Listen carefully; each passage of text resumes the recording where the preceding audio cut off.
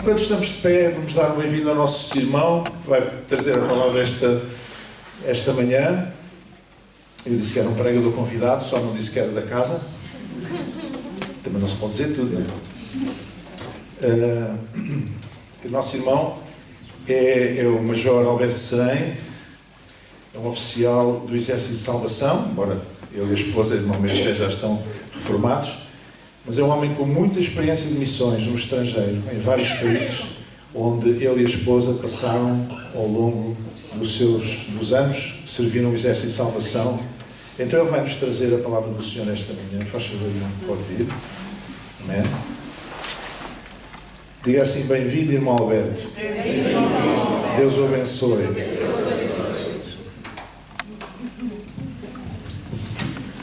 Saúde os irmãos, penso que podem tomar os vossos lugares. Que a saúde dos irmãos com a paz e a bênção do Senhor. Eu espero é que não tenham sido criadas expectativas muito altas, não é? E às vezes é assim. Hoje é o domingo das missões e, portanto, nós estamos a contribuir para as missões. E o pastor deixou muito claro todo este vasto ministério que a Igreja do Jubileu tem em apoiar cristãos que estão noutros pontos do globo. E isto é algo bíblico, é algo que nós encontramos na Palavra de Deus. E era praticado pelos primeiros cristãos. Então seguimos num bom exemplo, num bom caminho. Vamos abrir as nossas Bíblias em 1 Coríntios capítulo 16. 1 Coríntios, uma das cartas paulinas. 1 Coríntios 16. E vamos ler os primeiros 4 versículos. Ora, quanto à coleta que se faz para os santos, fazei vós também o mesmo que ordenei às igrejas da Galácia. No primeiro dia da semana, cada um de vós ponha de parte o que puder ajuntar, conforme a sua prosperidade, para que se não façam as coletas quando eu chegar. E quando tiver chegado, mandarei os que por cartas aprovardes, para levar a vossa dádiva a Jerusalém. E, se valer a pena que eu também vá, irão comigo. Amém. Até aqui a leitura da Palavra de Deus. A Igreja do Jubileu está, pois, a seguir neste belo exemplo bíblico. Isso é muito importante. Nós servimos durante alguns anos em Inglaterra, no norte de Inglaterra, e ao fim de um tempo de lá estarmos, viemos a descobrir que do outro lado da cidade estava o pastor Steve Crossley, que tinha sido nosso vizinho no Porto. A Igreja Evangélica do Pereiró era a igreja que estava mais perto de nós, mesmo dentro da Junta de Freguesia de Ramal, éramos vizinhos. E nós não sabíamos, eu sabia que ele tinha regressado à Inglaterra, não sabia, e ao fim de um tempo começámos a fazer uma troca de púlpitos e a igreja convidava-nos para nós lá irmos e nós às vezes convidávamos o Steve também para vir. Agora, era uma igreja que organizava a sua pregação de uma maneira um bocadinho diferente. Eles organizavam a pregação por trimestres e estava lá tudo, e inclusive o tema que o pregador tinha que usar. Agora, não pensem que os temas eram assim coisinhas simples, não é? Do estilo o Senhor é o meu pastor, ou Jesus salva, ou Deus é fiel. Não, a mim calharam duas, que é o que eu me recordo agora, e uma delas era assim: Paulo fala sobre a salvação pela fé sem obras, e Tiago diz que a fé sem obras é morta. Quem tem razão, Paulo ou Tiago? Não é? Outra que me calhou também foi, e olhem que eles não escolhiam aquilo por ser mais difícil para mim, aquilo era o que calhava. E a outra que me calhou também era assim: para que ir para fora quando há tanto para fazer cá dentro? Não é? E por séculos o Reino Unido tinha enviado missionários pelos 4 cantos do mundo, homens e mulheres poderosos na palavra e que deixaram marcas que ainda persistem nos dias de hoje. Mas naquela altura apenas 7%, e estamos a falar há 20 anos atrás, 7% das pessoas no Reino Unido assistiam regularmente a um lugar de culto. Não é? Então havia aqui alguma lógica, não é? Naquilo que eles estavam a perguntar. E, aliás, saiu uma nova estatística há umas semanas atrás a dizer que mais de metade dos britânicos dizem que não são cristãos. Portanto, parece que a coisa não tem progredido no caminho certo. Mas hoje é o domingo das missões e pode ser que algo deste raciocínio, não é, também venha à nossa mente. Há tanto para fazer cá dentro, não é? Para que enviar para fora? Também há tanta necessidade cá dentro. E às vezes podemos ficar assim um bocadinho voltados para este pensamento. Eu poderia falar de várias razões pelas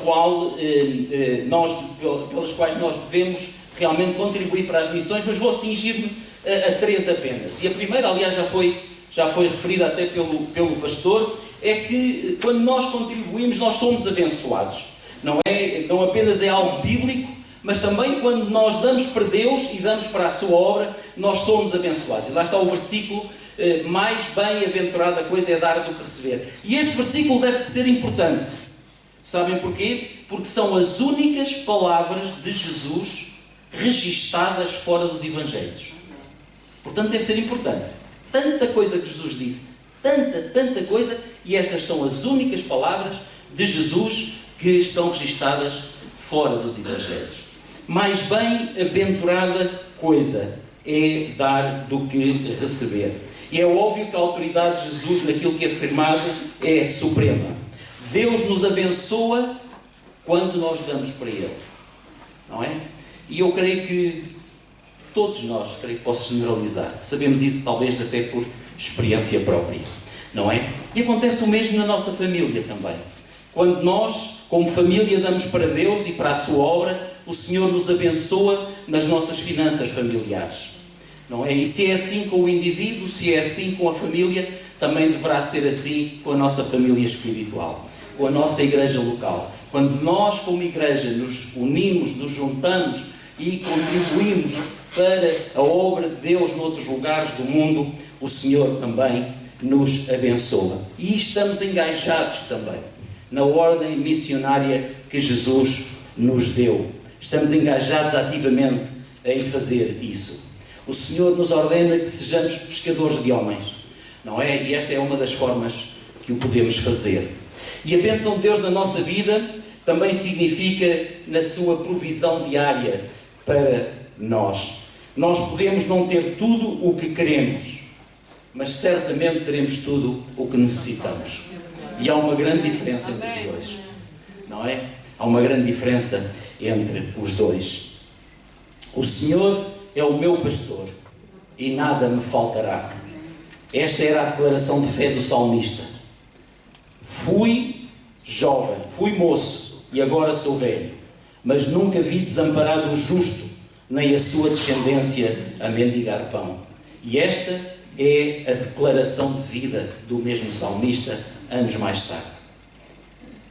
É bem verdade que o Senhor não é devedor de homem algum. Sim, o Senhor nos abençoa quando damos para Ele e as suas missões, pois mais bem-aventurada coisa é dar do que receber. A segunda coisa importante é que Deus nos abençoa e somos abençoados, portanto, na maneira como a nossa dádiva para Ele, digamos assim, é abençoada. Deus abençoa aquilo que nós damos. Quando ocorreu a independência de Timor, nós estávamos a dirigir uma igreja, a pastorear uma igreja do Exército de Salvação no norte da Inglaterra. E contactámos com Timor-Leste e perguntámos, pronto, éramos uma igreja local, gostaríamos de fazer alguma coisa naquela altura, e o que é que eles queriam que nós fizéssemos? E veio uma resposta muito interessante. Eles disseram que a presidência disse que toda a gente ajudava com roupa, toda a gente ajudava com comida, com leite, com isto, mas que a educação tinha sido uma das áreas mais negligenciadas. Ainda por cima, os indonésios tinham destruído tudo, não é? E portanto, mesmo a nível das escolas e para se arranjar professores era complicado. Então nós decidimos organizar lá na nossa igreja, juntámos um grupo, alguns amigos portugueses que viviam em Inglaterra também, e organizámos uma noite portuguesa. A nossa filha, a Débora, vestiu lá uma roupa típica, creio que era minhota, não é? Que nós tínhamos um traje típico, e acho que o Rubem também ajudou com algum traje típico, e o menu era frango no churrasco, mas temperado à portuguesa, o frango que eles conheciam lá não tinha nada a ver com aquilo que nós comemos cá, não é? E havia caldo verde, havia arroz doce que só a minha esposa sabe fazer, havia outras iguarias também, portuguesas, pronto. E aquilo acabou por resultar muito bem. E fizemos mais alguns levantamentos de fundos, houve lá pessoas que decidiram pagar para que o meu bigode fosse rapado em público, então pronto, o meu bigode foi sacrificado para poder para grande desgosto da minha esposa e da minha filha também, pronto. E então conseguimos, graças a Deus, juntar uma boa maquia que enviámos lá para Timor-Leste. E ao fim de umas semanas recebemos uma carta muito bonita, até comovente, de Kirsty Sord Guzmão, a mulher de Xanana Guzmão, que era o presidente na altura, agradecendo muito, e disse que a quantia que nós tínhamos mandado era suficiente para pagar os salários dos professores por mais do que um ano. E que eles, inclusivamente, iam reter alguma parte lá na presidência, porque se eles mandassem aquele dinheiro todo, era dinheiro a mais. Então eles iam reter lá na presidência e no ano seguinte enviariam o dinheiro para continuarem a poder pagar o salário aos professores. O Senhor acrescenta a sua bênção e é uma bênção multiplicadora. Não é? O Senhor não deixa isso por menos. Para aquele menino eram apenas 5 pães e 2 peixes, mas para Jesus eram suficientes para, com a sua bênção, alimentar uma multidão de muitos milhares. Só de homens eram 5.000. Não é? Sem contar com as mulheres, com as crianças, e ainda sobraram 12 cestos. Às vezes a gente fala só que alimentou os milhares e esquecemos, ainda sobraram 12 cestos de pão, era muito pão, não é? E para a viúva de Sarepta só havia um punhado de farinha numa panela e um pouco de azeite numa botija. Mas para Deus isso foi suficiente para que tanto a viúva como o seu filho e ainda o profeta Elias comessem por muitos dias. E da panela, diz a palavra, da panela a farinha se não acabou, e da botija o leite não faltou.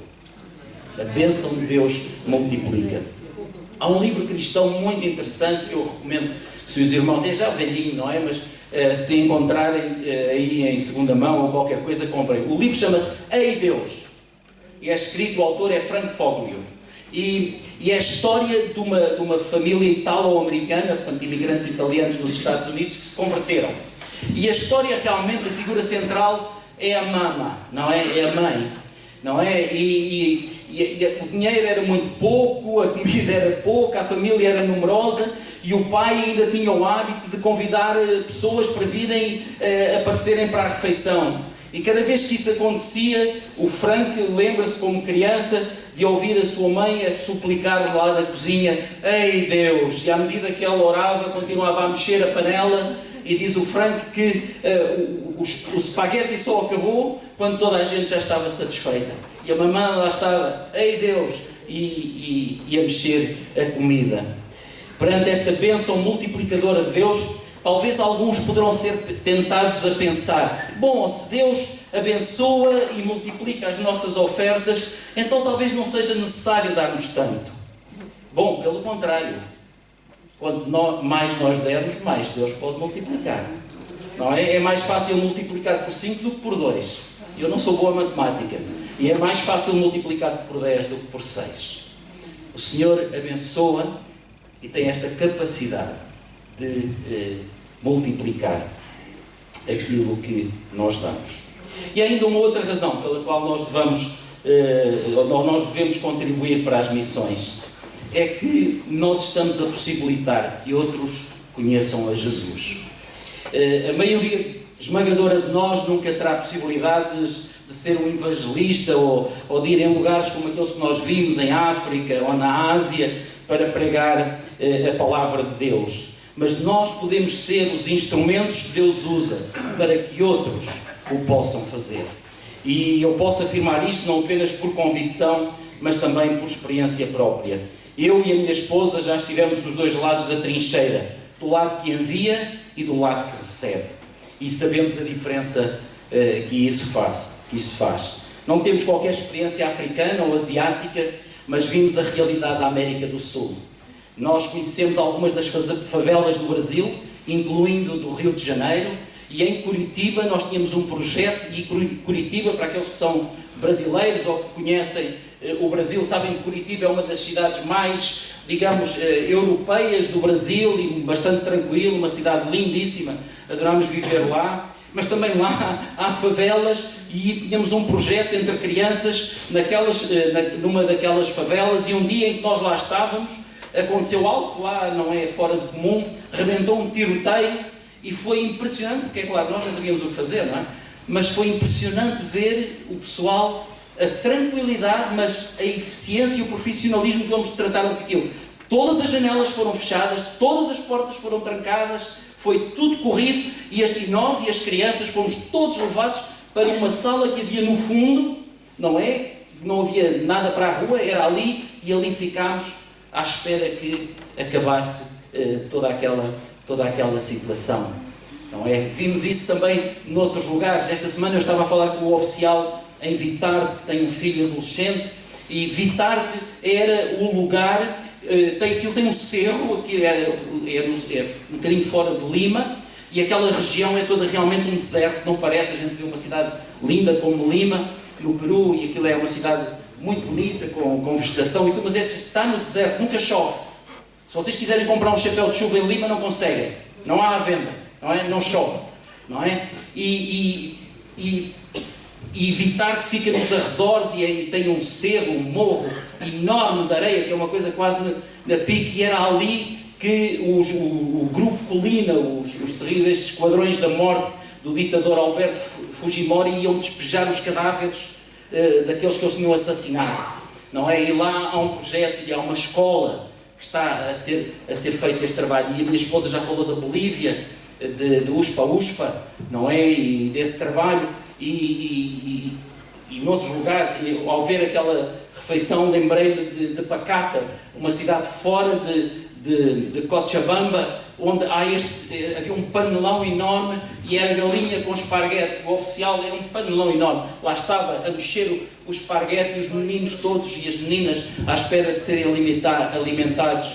Também a minha esposa mostrou imagens de Valparaíso e daquelas barracas imensas quando houve aquele fogo, não é? Toda aquela miséria está perto, em Valparaíso é o Parlamento chileno.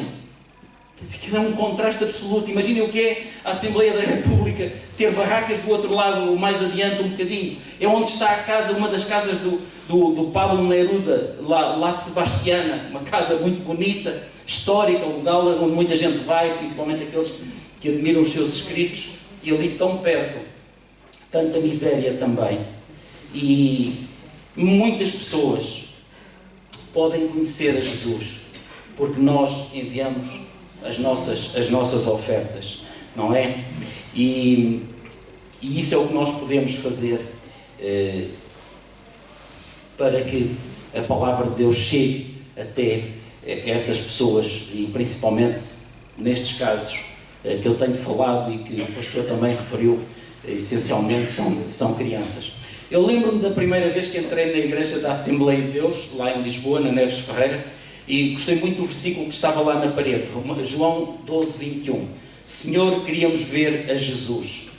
E ainda há muitos milhões por esse mundo fora que não conhecem verdadeiramente quem é Jesus. E esta é uma necessidade que existe através de todo o mundo, em todos os continentes, e nós temos ainda esta possibilidade na Ásia e em África.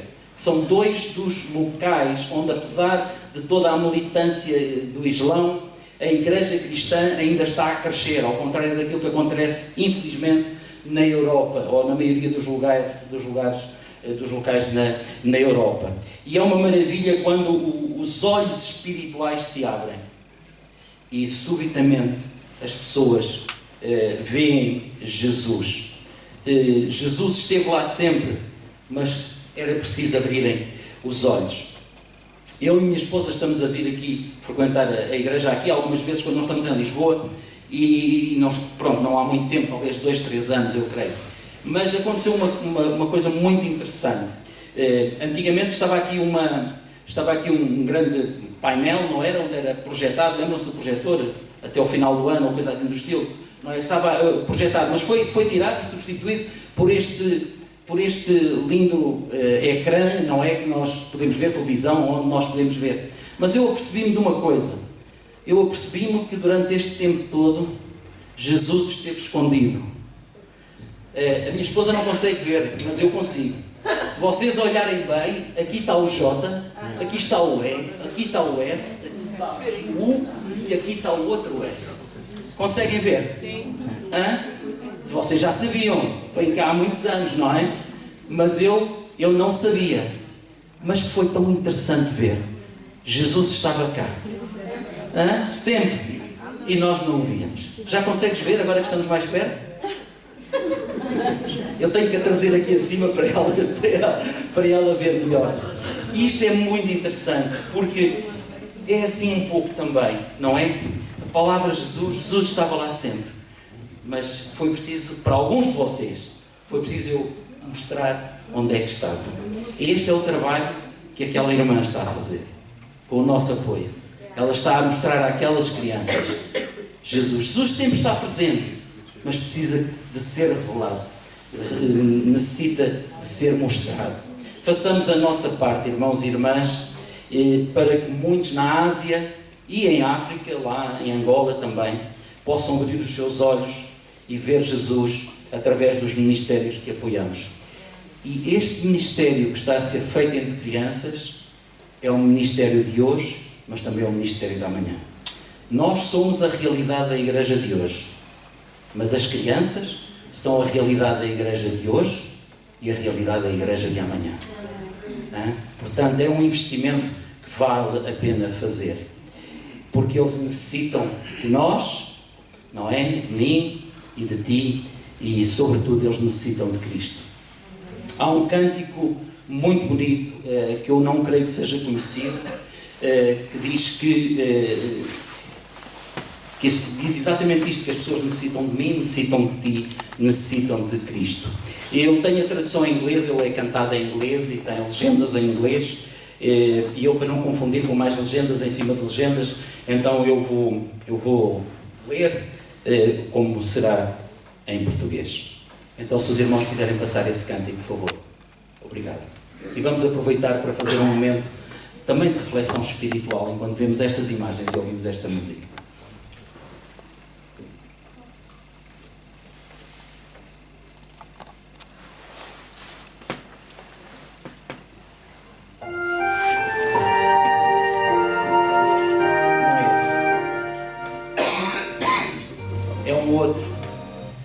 Era aquele que colocaram anteriormente. Eu sei qual é. Isto é que é teimoso. É esse. Obrigado. Há pessoas a sofrerem por esse mundo fora. Necessitam de ti, necessitam de mim, necessitam de Cristo.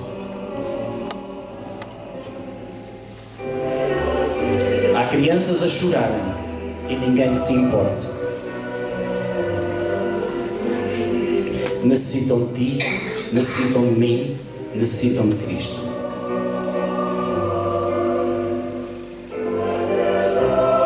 E elas continuarão a sofrer por esse mundo fora. E continuarão a morrer, mergulhadas em desespero. Continuarão a chorar, a não ser que nos importemos.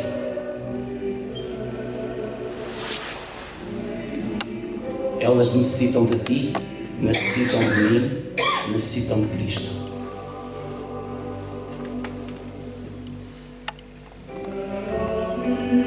Há pessoas a viverem que preferiam antes morrer. Necessitam de ti, necessitam de mim, necessitam de Cristo.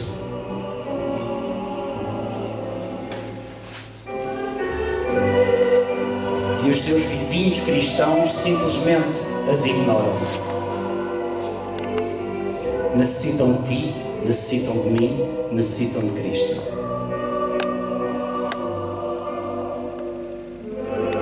Há pessoas sentadas ao lado de um telefone silencioso.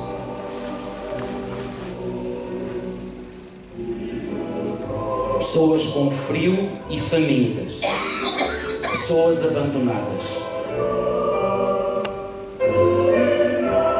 Suicídios por razões desconhecidas.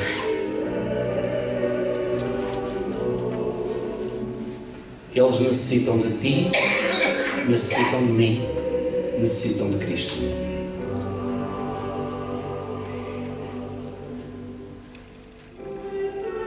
Há a prostituta e o preso também.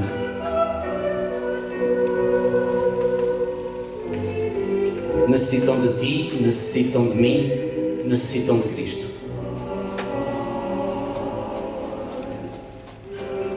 Há o desamparado que se perdeu no caminho.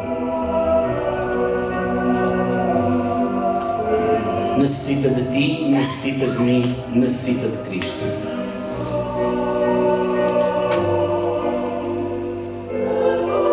O jogador compulsivo sonhando com o seu iate.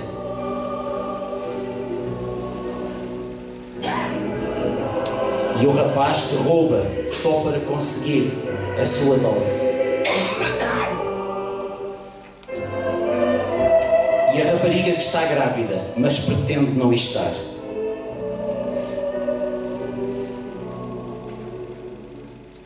Necessitam de ti, necessitam de mim, necessitam de Cristo.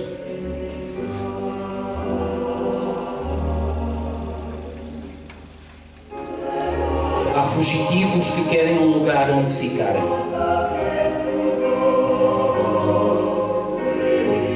Necessitam de ti, necessitam de mim, necessitam de Cristo. Há alcoólicos que parecem não saber. Necessitam de ti, necessitam de mim, necessitam de Cristo.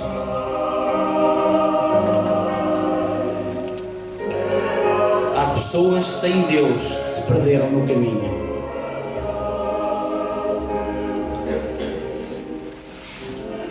E necessitam do amor de Deus, mas têm medo de o dizer.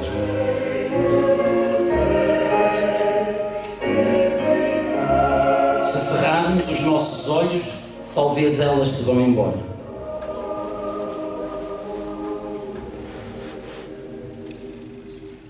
Sem ti, sem mim e sem Cristo.